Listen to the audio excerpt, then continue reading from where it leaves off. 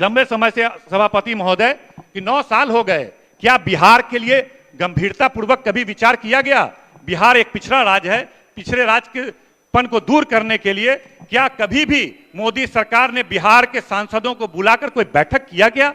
कभी बिहार का पिछड़ापन कैसे दूर होगा, बिहार को विशेष राज्य का दर्जा कैसे मिलेगा, बिहार को स्पेशल पैकेज कैसे मिलेगा? बिहार तो बाढ़ से त्रस्त है, बिहार डूब रहा है, करोड़ों लोग प्रभावित हो रहे हैं, उसके लिए कभी कोई कार्य योजना बनी क्या 9 साल में? सिर्फ सत्ता चाहिए। पूरी तरह से बिहार और देश का जो हाल पिछले मोदी सरकार में हुआ है किसी से छुपा हुआ नहीं है, सिर्फ सत्ता मांगने से नहीं होगा। हमने देखा क्या हुआ, 70 साल में जो देश के हमारे पूर्वजों ने भारत को मजबूत करने का काम किया था, देश की आर्थिक स्थिति को उन्नति की थी, भारत को सुपर पावर की स्थिति में लाया था, देश की अर्थव्यवस्था को उठाने का काम किया था, पिछले 9 सालों में पूरी तरह से कोलैप्स किया है, अर्थव्यवस्था पूरी तरह चौपट हो गई है। स्थिति ये आ गई है कि देश के संसाधन को बेचा जा रहा है, नीलामी किया जा रहा है। कल मुन्ना जी बोल रहे थे कि नीलाम किया गया, बेच दिया गया, तो भाजपा के लोग खड़े हो गए कि प्रोसीडिंग का पार्ट नहीं बनाया जाए। मैं चुनौती के साथ कहता हूं, क्या यह छुपा के बेचा है उन्होंने?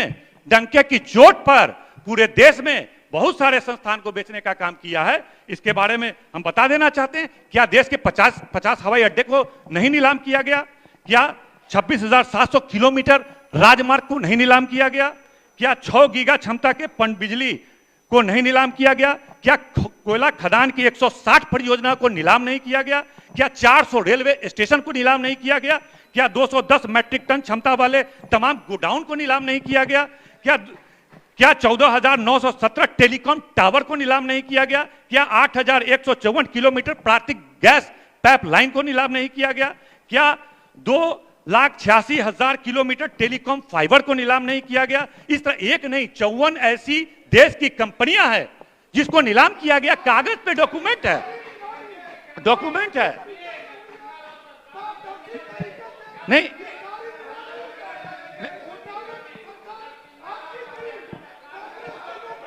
नहीं, ये देखिए, आप लोग भ्रष्टाचार की बात करते हैं सभापति महोदय, ये लोग भ्रष्टाचार की बात करते हैं।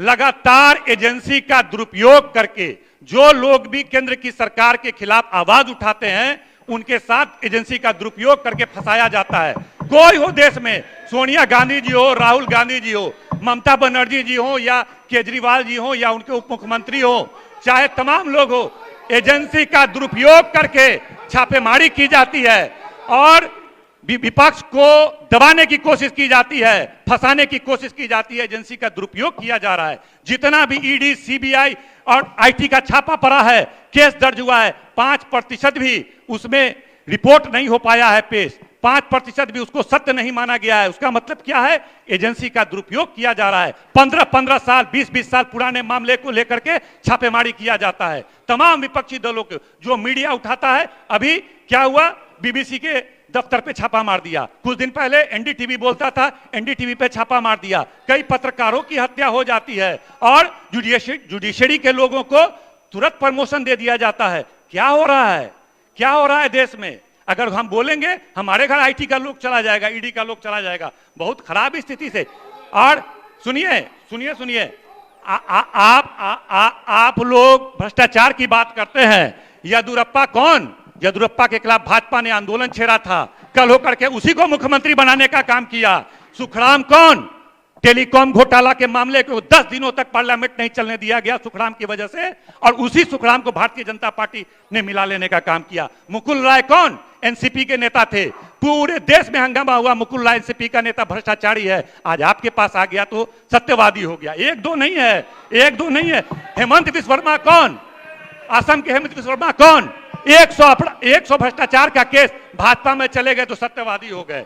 और किसका किसका? अजीत पवार कौन? अजीत पवार पर 1 लाख करोड़ के घोटाला का मामला भाजपा के मुख्यमंत्री ने उठाया था, और तुरंत सत्ता के लिए गठबंधन करके उनको उप मुख्यमंत्री बना दिए। एक नहीं 100 लोग हैं। आप भ्रष्टाचार से खुद समझौता करते हैं, पूरे देश की संपत्ति को खुद आप लोगों को देते हैं और सवाल उठाने का काम करते हैं, सवाल उठाने का काम करते हैं।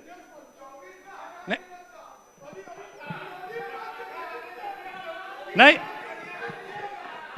सभापति महोदय, अभी जो हिंडनबर्ग का रिपोर्ट आया सभापति महोदय, हिंडनबर्ग का रिपोर्ट आया, बड़ा ही अद्भुत था।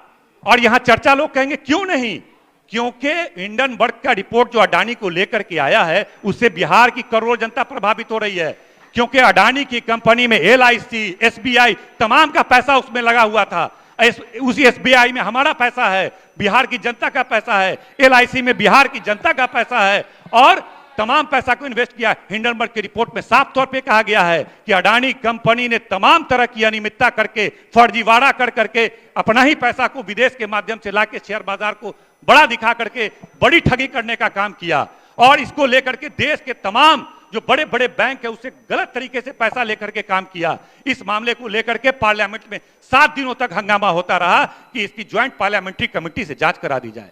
अगर भारतीय जनता पार्टी की कोई संलिप्तता नहीं है इतने बड़े घोटाले में तो JPC से जांच करने में क्या आपत्ति थी? आप बताइए, जांच से भागने की क्या आवश्यकता थी? 7 दिनों तक हंगामा होता रहा पार्लियामेंट में, लेकिन ये JPC की जांच नहीं माने। ये अपने आप पे स्पष्ट करता है कि अडानी के इतने बड़े जो हो रहा है इस देश में, जो तमाम संपत्तियां उसके हवाले की जा रही है, वह अपने आप नहीं हो रहा है, बल्कि एक सहमति से, समर्थन से सब कुछ किया जा रहा है। इसलिए गंभीर चिंता का विषय है। सभापति महोदय, हम बोलना चाहते हैं, ये लोग बताते हैं अपराध के बारे में, बिहार में अपराध का क्या स्थिति है। जाकर के उत्तर प्रदेश देखिए, दलितों पे अत्याचार भाजपा शासित राज्यों में होता है, महिलाओं पे अत्याचार कहां, कौन सा रिपोर्ट हम बोल रहे हैं? NCRB, भारत सरकार का रिपोर्ट पढ़िए। दलितों पे सबसे ज्यादा अत्याचार भाजपा शासित राज्यों में होता है, और महिलाओं पे अत्याचार सबसे ज्यादा भाजपा शासित राज्यों में होता है। बिहार में तो कानून व्यवस्था करने के लिए भी 75,000 सिपाही की और 100 से अधिक दरोगा, DSP, इंस्पेक्टर की बहाली की प्रक्रिया चल रही है। फॉरेंसिक जांच प्रत्येक जिला और प्रत्येक कमिश्नरी में उसकी की जा रही है। हाईटेक मैकेनिज्म डेवलप किया जा रहा है कि बेहतर ढंग से कानून व्यवस्था लागू किया जाए। इसीलिए उपसभापति,